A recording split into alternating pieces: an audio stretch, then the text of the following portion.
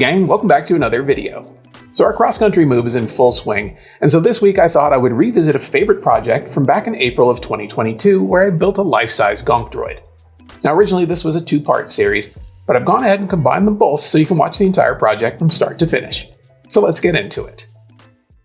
Like most people, I decided to use a few storage bins for the body of my Gonk, but I wanted to give them the look of the original trilogy version, so I went with these really simple ones and got right to marking out my cut lines with some tape, and then using my multi-tool to cut away the sections where the insets will go. Slow and steady is the only way to do this, since these bins can be a bit brittle and may crack if you're a bit too aggressive. I used a utility knife with a fresh blade on my first attempt, but I immediately stopped when I cracked the edge of the bin and had to start over on a brand new one. So learn from my mistakes and tread lightly. Once the strips were cut, I grabbed some sandpaper and started to smooth out the openings. This will help me to straighten out any areas where I may have gone a little off course, and is a must to get rid of the bits of plastic left behind from cutting the openings. And while I'm at it, I decided to give the whole bin a light sanding to help with paint adhesion. Future me will learn that I should have used 220 grit rather than 120 grit paper because it'll leave deep scratches that will need to be addressed later. While I continued to cut the other openings and sanding down the bins, I set up my Glowforge to cut the insert pieces from some 1/8 inch MDF. This will help to give it the original trilogy look and will add some rigidity to the overall structure. Once the laser was finished, I glued all the pieces together with CA glue, and then it was time to add a bit of a round over. Now these bins have a soft curve at the bottom, and this will allow me to remove a little bit at a time until they match the curve perfectly.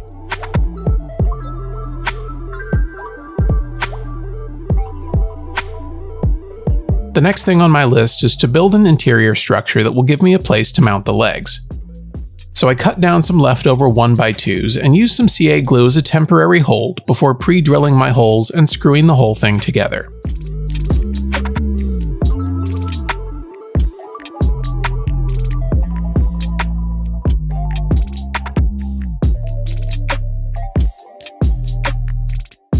Then it was time to add a top. Longtime viewers of the channel may recognize the pattern on this piece of plywood. I've been kicking it around for too long, and so I decided to cut it down for this prop, especially since you won't see it. So the fact that it's a little beat up didn't matter either.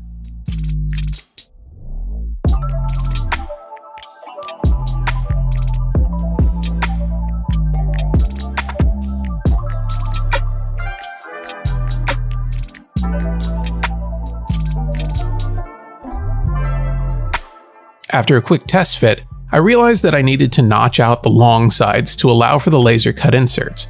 So I marked it off with my speed square and then cut the notches with my pull saw.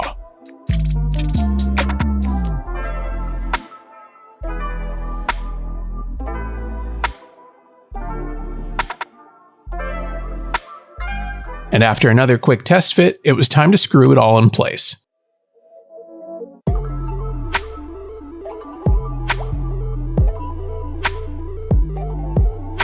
Then I marked out where the opening will be, since I want the legs to be recessed into the body, and cut another hole into the bin with my multi-tool.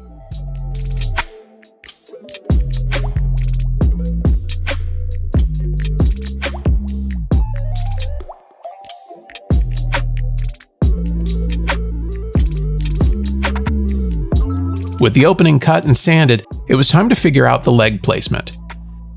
The opening I cut wasn't quite wide enough, but I realized that I could remove a little rounded area that would give the leg pieces just the right amount of space.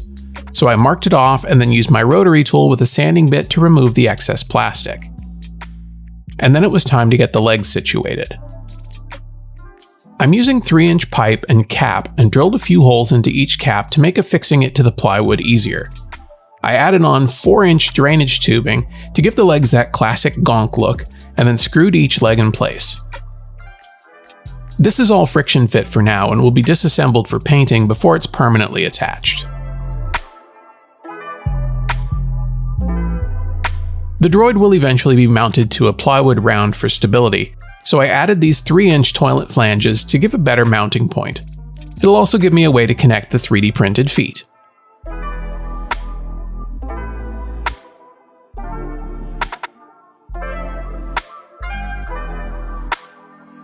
I found this 3D model for the feet online and figured it would be faster to print them and would free me up to work on other parts of the build. But if you didn't have a 3D printer, you could make them out of anything from 4x4s or even smaller storage bins. There are no rules when it comes to building your own Gonk Droid. Now that the inner structure and legs are attached, it's time to glue in the side inserts. I found during the build that these plastic bins, even after sanding, didn't really get along with the CA glue or the accelerator. So while I'm using it in this footage, I eventually go back with hot glue to ensure a good bond. Quickly switching gears, I'm going to add in the front opening for the face of the Gonk. I've 3D modeled an insert with an opening designed specifically for the Girano Cube 4 projector, which will get installed a little bit later.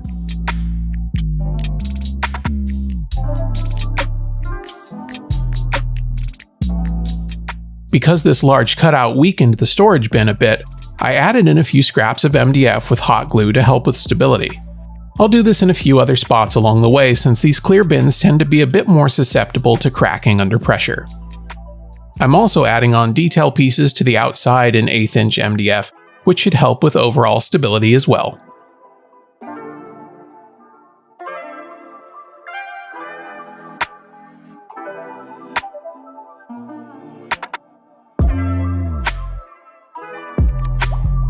With the bulk of the upper portion nearly finished, I needed to add in a band to hide the seam between the two bins. And for this I'm using Sintra, which is a lightweight PVC board. The Sintra plus some grommets will help to keep the band in place and will also allow the lower bin to nestle into the upper one for proper alignment.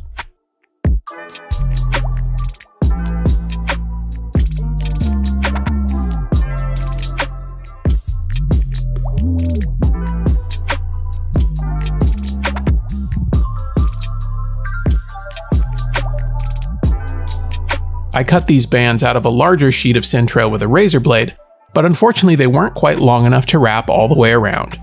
So I used some filler pieces and will glue on some offcuts to hide the seams.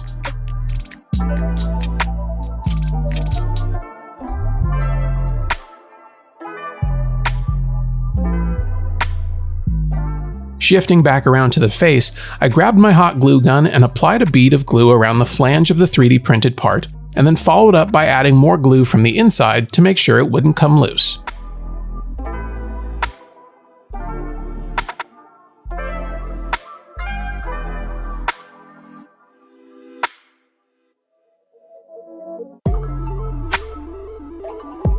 And now for a test fit.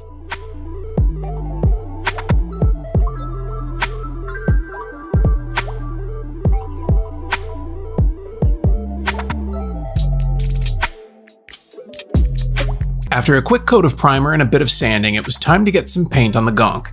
I followed up this first coat with a bit of spray adhesive to give the body a bit more texture and to help hide some of the scratches left behind from being a bit too aggressive with the sandpaper.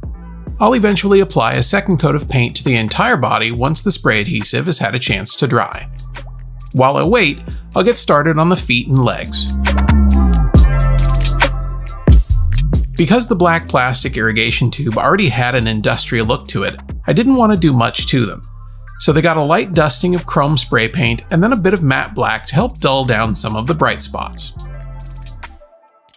Now that the bins have had their second coat of paint and are completely dry, it was time to start adding in some extra details, starting with this little panel 3D modeled by my buddy Ado over at the Fabworks YouTube channel.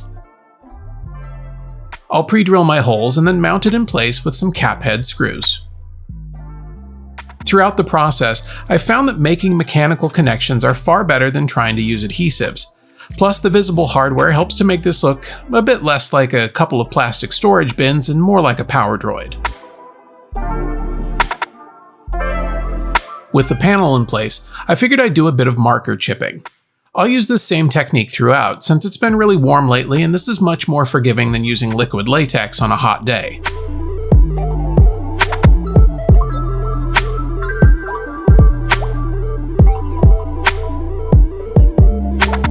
And since I've got the lower half on my bench, I figure I'd install the legs and feet. What do you mean there's no footage of the feet being installed? Ugh, amateurs. let's take a minute to discuss how the Girano Cube 4 projector will be installed. In Fusion 360, I 3D modeled this bracket that would allow me to suspend the projector using a few bolts and coupling nuts. I also added in some slots for Velcro straps to help keep the projector in place during installation. Now before I can install it, I'll need to mark off where the bolt holes will need to be drilled. So I set the bracket in place, and using a skewer, I'll mark the position and will drill them out with a smaller drill bit at first, followed by a step-up bit to make sure that I don't crack the storage bin.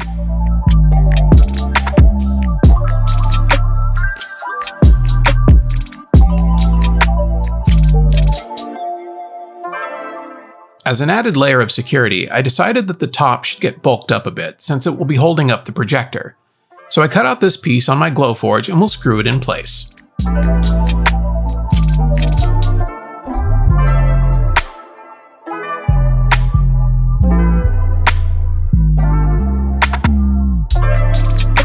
With all the mounting holes drilled, it was time to set the projector into its bracket and get it mounted up inside the Gonk.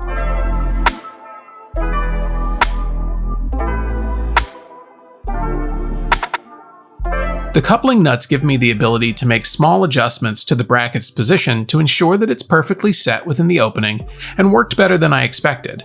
Plus, they're easy to remove for transport.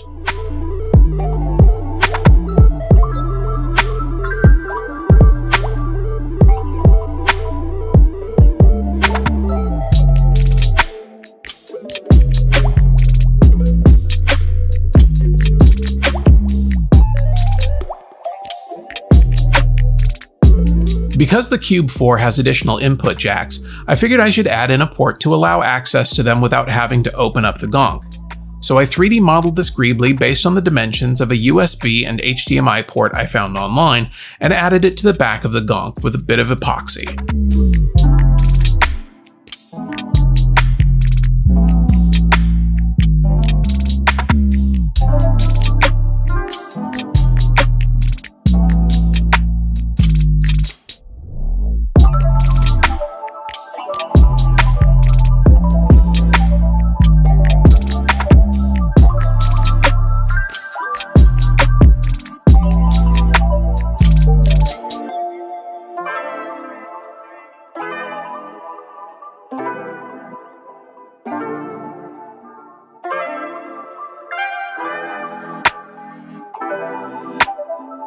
And since I'm adding in ports, let's get this one installed while we're at it. This will allow me to use an extension cord to power up the projector and eventually some lights, but that'll be another video.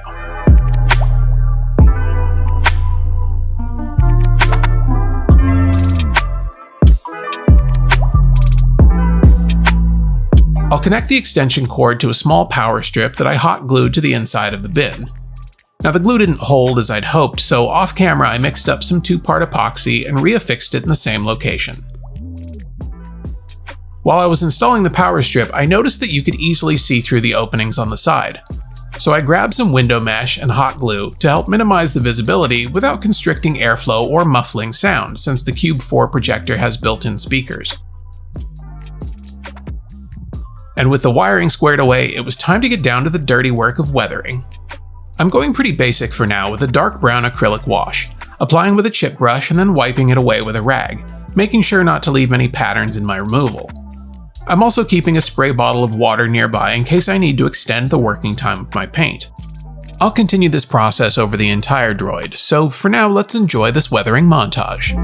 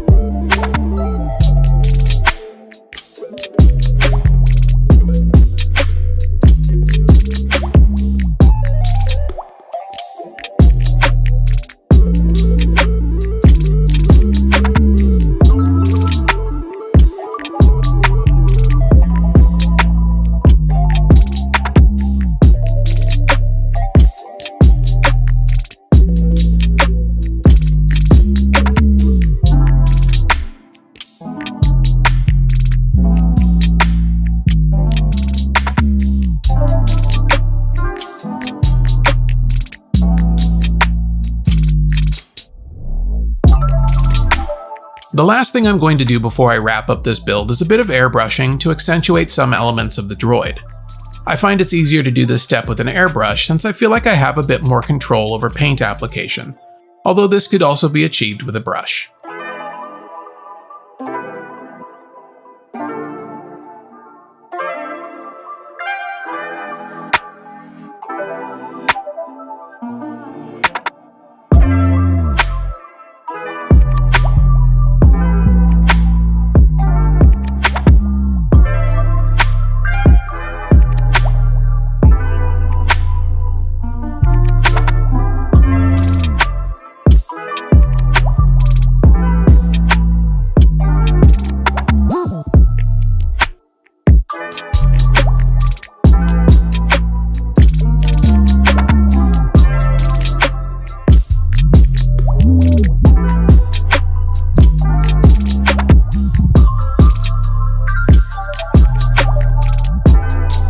The only thing left to do now is power it up. While it's hard to see in this video because of the limitations of my camera, the Cube 4 has a native 1080p image that's really bright for its size. It's also self-focusing, which is both satisfying to watch and extremely handy. It comes preloaded with a bunch of apps, but also has the additional ports on the back that can connect it to another input source, like my phone in this case, or a streaming device of your choice. Now, you could definitely expand upon this idea, and if left to my own devices, I'd tinker with it until the Two Sons of Tatooine set. But I think for now, this is as good a place as any to leave it. That's going to do it for this one. Be sure to like and subscribe if you haven't already, but most importantly, go make something.